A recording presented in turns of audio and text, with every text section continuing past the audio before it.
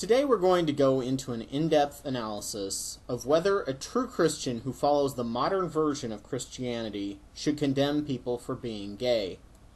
The first alleged condemnation of homosexuality was in the case of Lot, where Elohim sent messengers to Lot to save him and his family for being destroyed.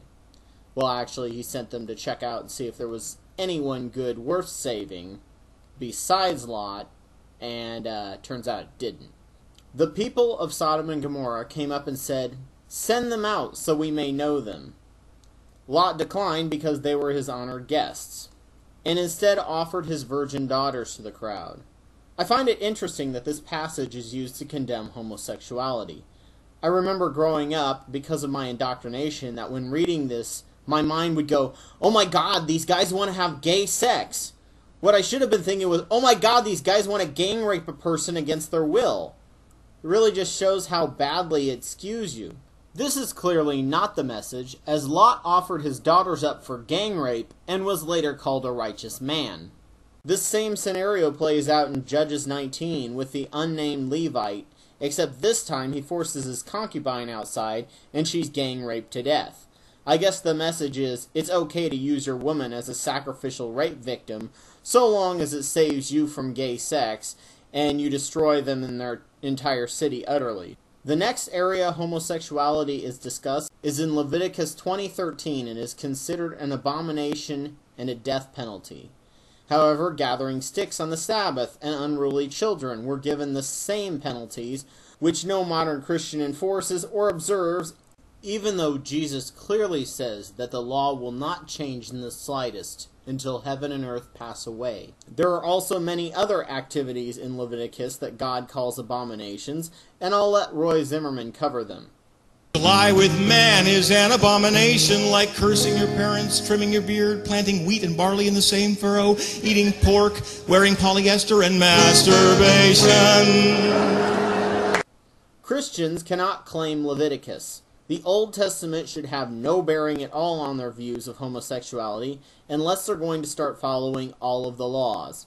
Nowhere in the teachings of Jesus does it say anything about homosexuality, other than that the law was still in effect even though he broke the Sabbath, or at least the legalistic laws of the Pharisees, as he may have been making the argument that eating food off the stalk was okay on the Sabbath when one was hungry. He seemed to have a major problem with the Talmud in the Pharisee law, and the rules lawyering it did with the traditional law.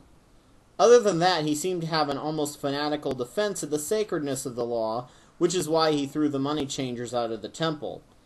So what is the last area of the Bible that discusses homosexuality? Paul discusses it in 3 places. In 2 of the places, he says that a word translated as sodomy is a sin. However, that word is not really recognized by Greek scholars and may have been a slang or a local idiom, of which the meaning escapes us. It may have been a word for child molester, as many of the Greeks would take a young boy as lover, but that will forever be unclear to us. Too bad the Catholic Church hadn't had that translation, huh?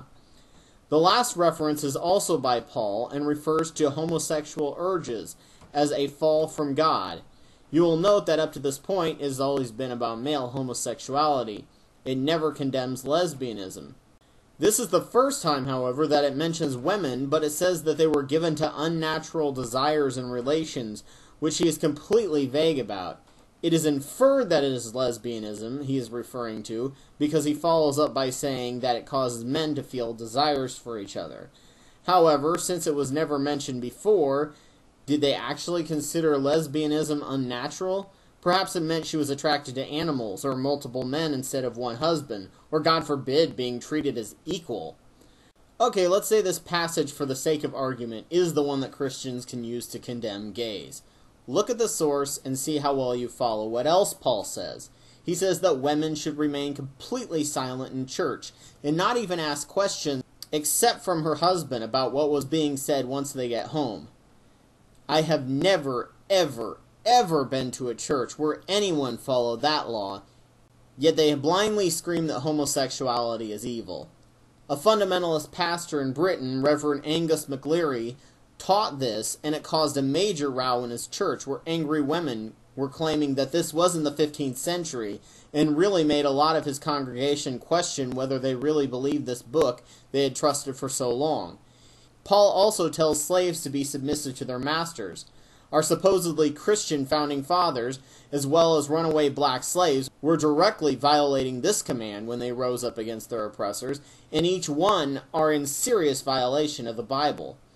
Christians try to rationalize this passage by claiming that it is an employer-employee relationship, but that's the very definition of being an employee. If you don't obey your employer, you will get fired. Paul didn't need to specify this at all. It's common sense.